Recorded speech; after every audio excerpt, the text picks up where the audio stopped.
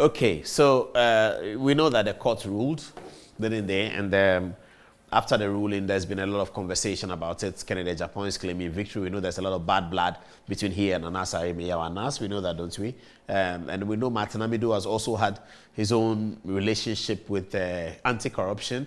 No one in this country can claim to be a more anti-corruption agent than Martin Amidu. For the former Attorney General, went to court on his own as an individual citizen to fight for money that Ghana had with Isopoton, and also to fight to prosecute the Alfred Woyome matter, which came to a head ahead of the 2012 elections. So Martin Amidu has been doing quite a bit of that. Following all of those things, President Akufo-Addo appointed him as special prosecutor, the first one. He got into problems with that situation because of the so-called Ofurata issue with PDS and all of that. And somehow he didn't handle it well, and he was ousted from the office, or he resigned, or he was sacked, something like that. A new special prosecutor was appointed, Kennedy Agyapong.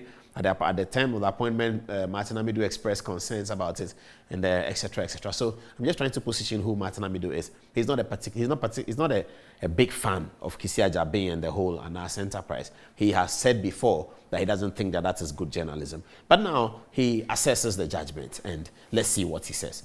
Okay, so we begin with a portion he calls the honesty of ANAS in getting another person to represent him. And this is the text. He says, the filing of the action through an attorney as an agent of a principal is not controversial and is enabled by law. The question is whether the attorney can testify on behalf of the plaintiff on matters which are not within his personal knowledge. Okay. Did the attorney see or witness the transactions alleged? As far as the requirement that he should testify about what he actually did see or heard is concerned, the attorney could not testify about what the plaintiff himself witnessed or heard. The rule against admissibility of hearsay evidence is statutory. So Martin Amidu is making the point that once ANAS decided not to represent himself, then he wanted somebody else to represent him. He thought that was quite dishonest because, according to him, the person representing you must testify, according to the rules of evidence, must testify to matters that he has seen.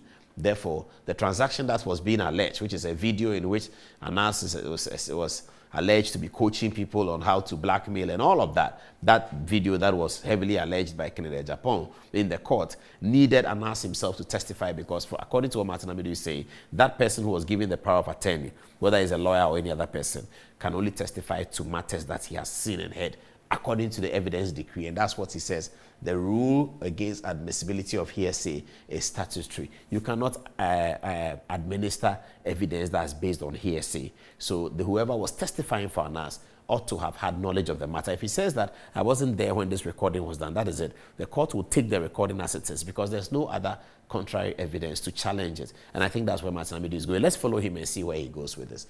All right. He continues and says that ANAS, the plaintiff, put himself in a situation of being incapable of giving relevant and primary evidence in person and be cross-examined because he lives in fear of his own shadow as an anti-corruption entrepreneur and not as a genuine anti-corruption crusader. These are Martin Amidu's value judgments that he makes that we cannot confirm. He makes statements that are value judgments. He says that ANAS is afraid of his own shadow and that he's an anti-corruption entrepreneur. These are the words of Martin Amidu. It's not our words. We don't know whether ANAS is...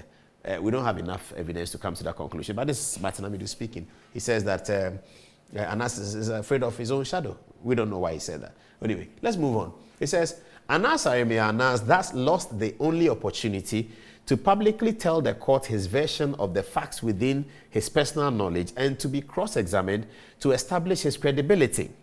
Genuine anti-corruption crusaders do not hide their faces behind masks.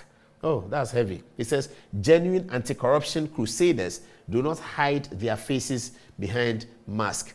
He goes on, he talks about ANAS and contempt. He said, a losing party or his cohort who impute partiality or impropriety to the judge or court commits the offense of scandalizing the trial judge, the court, and the administration of justice as an institution and are in contempt of court whether or not the losing party subsequently files an appeal against the judgment. Okay, this is very interesting. So Martin Amidu is reminding people that a losing party is in contempt of court if he says things that scandalize the court. And he's alleging that this is what ANAS has been doing. And therefore, filing an appeal, which we heard they're going to do, does not emasculate them of that situation. They will still have to be responsible, according to him, for being contemptuous of the court, having run commentary after losing the judgment, which, according to Martin Amidu, brings the name of the institution of the trial judge into disrepute. Okay, let's move on.